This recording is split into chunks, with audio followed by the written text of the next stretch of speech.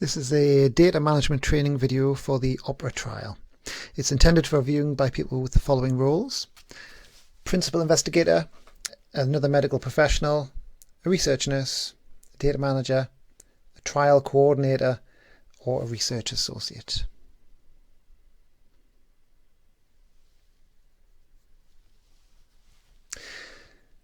Data management in the OPERA trial, that is randomization, data capture, and also management of the trial medication allocations, is managed within the sealed envelope platform, which is generally known as RedPill. You can see on the screen now the web address that's used to access the user accounts within RedPill. Each user account is secure to an individual. You are issued a user account upon Newcastle Clinical Trials Unit receiving a completed delegation log and training details. When the invitation to create an account comes, it will come direct from sealed envelope. This can occasionally go to junk or spam folders, so if you are expecting an invitation to a role within the system and you don't receive one, please first of all check your junk folders before contacting Newcastle Clinical Trials Unit. Each account is specific to a role, so in this trial we have randomization, unblinding, and an investigator, which is used for site data entry. You will only need one username and one password to access the system, but in order to perform the functions of each individual role, you will need to log out of one role and log back in as the other. Please don't share your login details. This would be a violation of GCP. In addition to this training video, other training support is available, additional training support for new staff members on request. A test, randomization, or unblinding or data entry must be performed by the users to gain access to the live database. So first of all, you will be given access to a training database and you will perform a brief test based upon the role that you perform within the system. Once Newcastle Clinical Trials Unit has received evidence of that test, you will then be sent an invitation to join the live database. Additional support is available through the Comprehensive OPERA User Guide, which is a separate document, a PDF document. And there is also a generic help function within the RedPill system itself, which is accessed from the main menu at the top of the browser screen. The contacts for data management within Newcastle Clinical Trial Unit are the data managers. So for this trial, that is currently Chris Wheatman and Rebecca Summerly-Wafer. Please initially contact the team via the OPERA trial team inbox, which is opera@newcastle.ac.uk. If you have an issue which is technical and you require a more immediate response, you can also contact the database support mailbox for issues such as unable to log in or error messages or something technical in nature, and that address is nctu.database.support@ncl.ac.uk.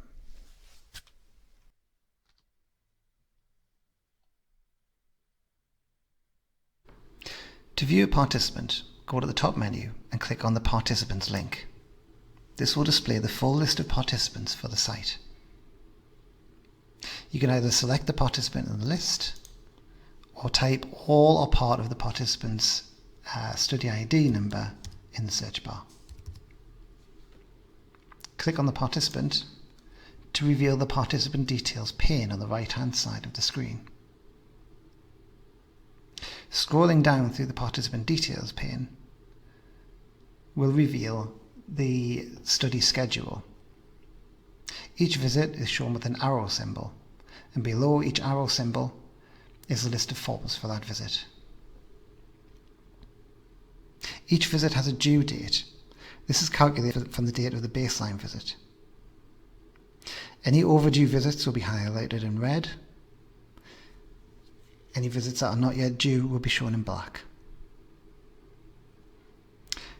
The due date for each visit is calculated to be the last possible date of the visit.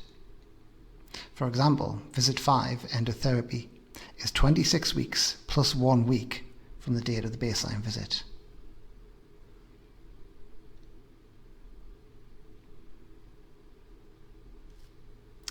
Each form has 3 possible options. You can add, view, or edit.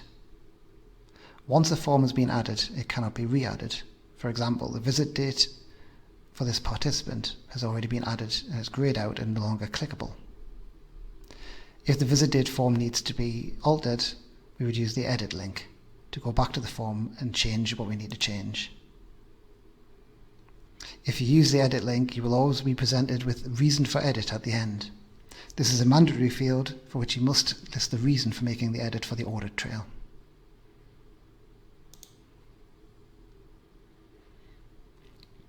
If you don't wish to edit the form, but you just wish to see what's already been written, you can click on View to get a review-only version of the form.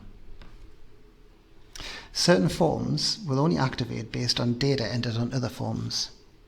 The first example that you'll see of this is when the screening visit is activated as a result of completing the screening log. Other forms in the study consist of the adverse event and concurrent medication forms activate once a consent date is added to the screening log. The informed consent form must be completed with an eligible equaling yes before the randomization form is activated. All ECRFs that follow randomization in the order of the trial will be activated once randomization has occurred. The only exceptions are liver biopsy will be activated if the participant is randomized into the biopsy sub-study. Otherwise, this form will not be visible. The biobank sample form will be activated only if consent is given on the informed consent form. Likewise, the urine sample form will also only be activated if consent has been given in the optional consent section of the informed consent form. If a participant withdraws, all visits after the date given in the withdrawal form will become unavailable for data entry. The pregnancy test form is only available if 2 questions are answered in a certain way. In the screening log, the question for biological sex, if this is answered female, and in the informed consent form, if the childbearing potential question is answered as yes. This will activate the pregnancy test form. The full visit schedule, as seen in the RedPill database, is now visible on the screen. This consists of a screening log visit that is completed at the point when a participant is added to the database. Visit 1, which consists of the screening visit prior to randomization. Certain forms in this visit must be completed in order to activate randomization. The randomization form belongs to its own visit called randomization. Once randomization has been completed, visit 2, 3, 4, 5, and 6 will all become available. The resolution phone call visit will also become available, as well as the additional visit, which contains forms that are not relevant to specific visits, such as dose modifications, adverse events, concomitant medications, discontinuation or withdrawal of treatment, liver biopsy withdrawal, study completion. The NCTU only visit will not be visible to those with investigator roles.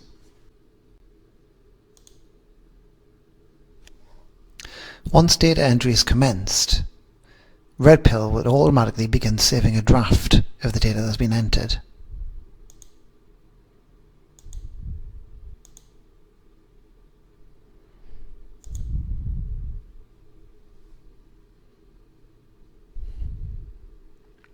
This could be seen by a message in the top right. Once data entry has commenced, RedPill will automatically and periodically save a draft of the data that's been entered so far. This can be seen by a message in the top right-hand corner of the form, which indicates draft saved. If the user navigates away from this form and returns at a later date,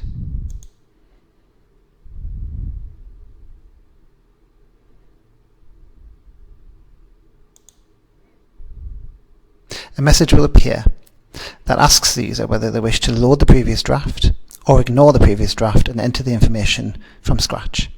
If you choose to ignore the previous draft, the draft will be completely deleted and will be irretrievable.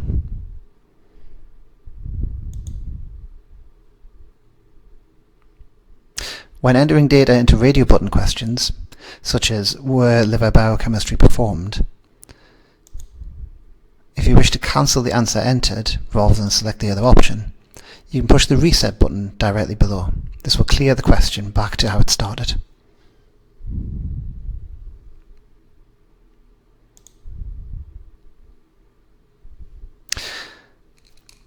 Mandatory questions are usually indicated by an asterisk after the question. This is not the case in this form, but these questions are still mandatory. They are mandatory because they are dependent upon the original question. Were liver biochemistry performed? The answer yes means that these questions are now mandatory themselves. If we were to enter data, this is false data for the purposes of demonstration,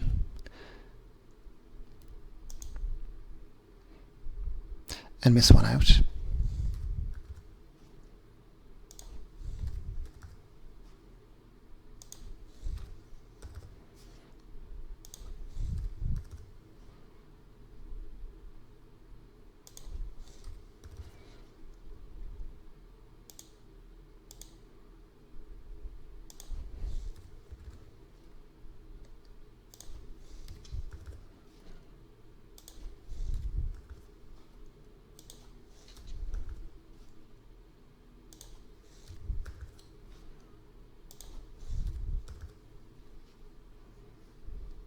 And attempt to save the form, a justification box will appear.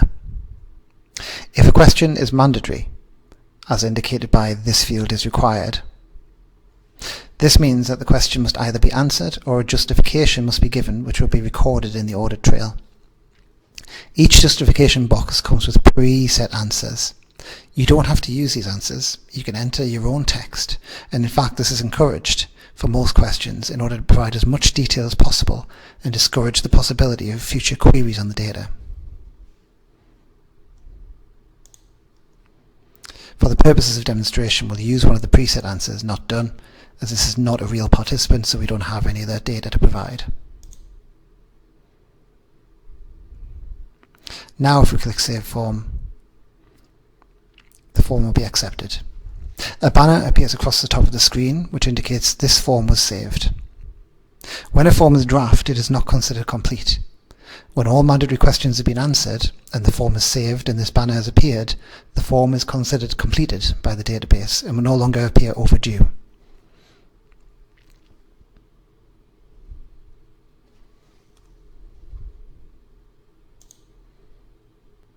Please note that the default timeout on data entry is 20 minutes. Any unsaved data when the timeout occurs will not be saved. Please always log off rather than closing the browser. Closing the browser will not enable the draft to save.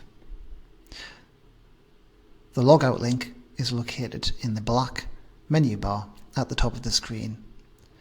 Your username and ID will be alongside it. Some questions have an immediate warning message that pops up to alert the user that a value may be entered incorrectly or required information may be missing.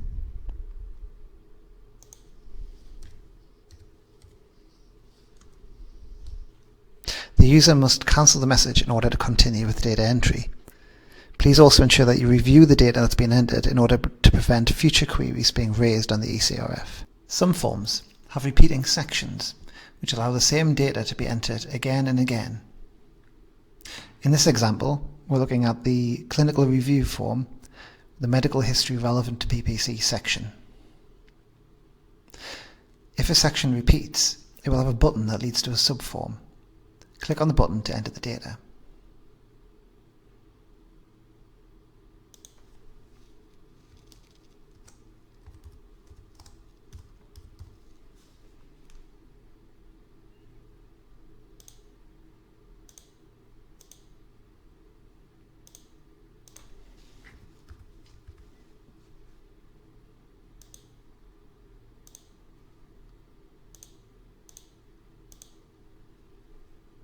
Once all the mandatory questions have been answered, you can either add the record and return back to the previous form or back to the original screen, or you can go straight on, save the record, and add another one immediately.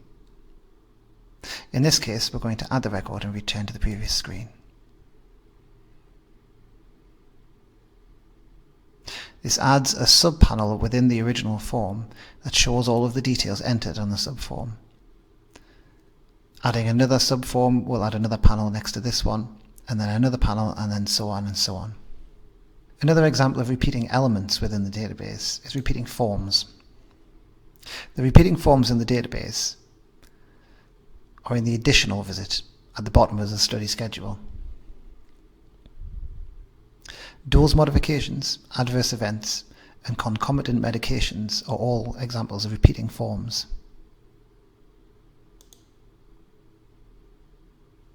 Clicking on the Add a Record link, shown here at the bottom of the screen, will again reveal a subform. Once all questions have been answered, the information will be added to a table as a row, which can then be viewed or edited as shown by the links at the end of each row. Adding another record will add another row, and so on.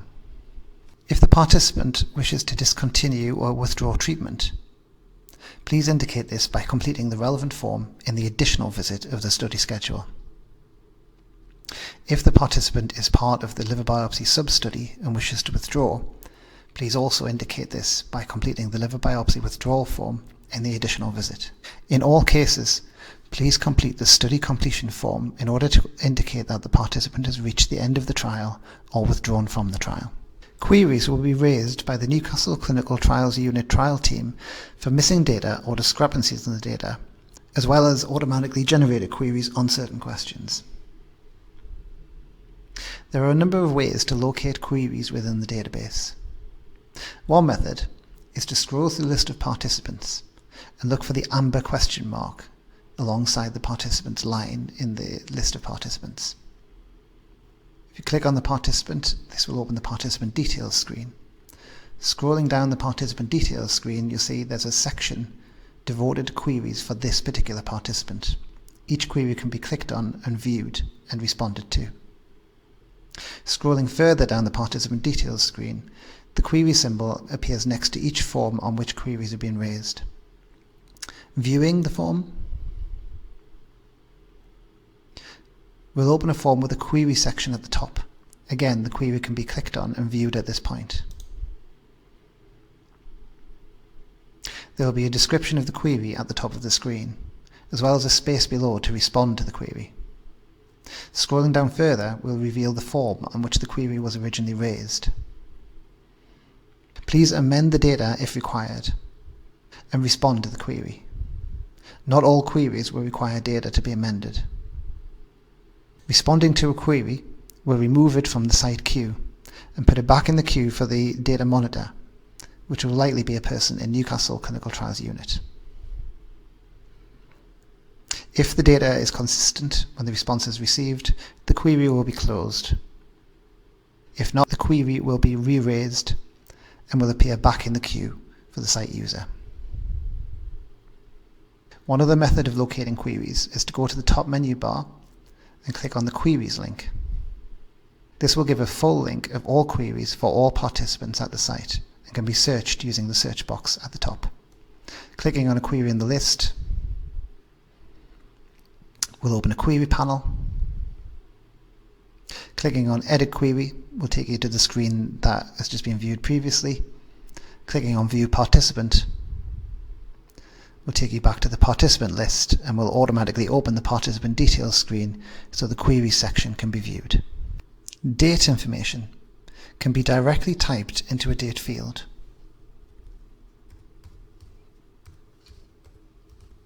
Or alternatively can be selected by clicking on the calendar icon to the side.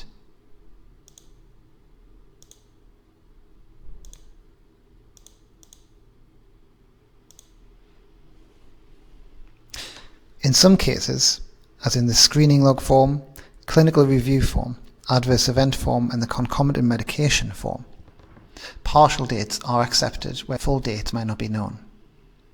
If this is the case, it will be preceded by a question such as, is the full date known? Selecting No will open the partial date fields.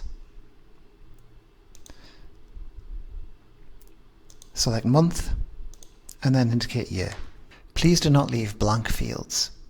Blank fields on mandatory questions will require either the entry of the data or the entry of a justification in order to save the form.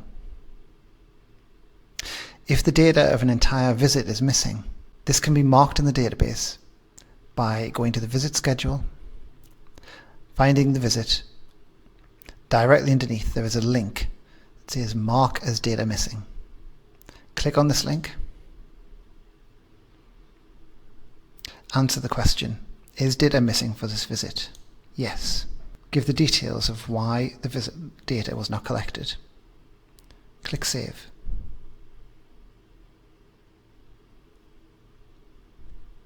All of the forms for this visit are now greyed out and will no longer be marked as overdue. Some items to note. Sites are requested to enter data within 2 weeks of the visit taking place.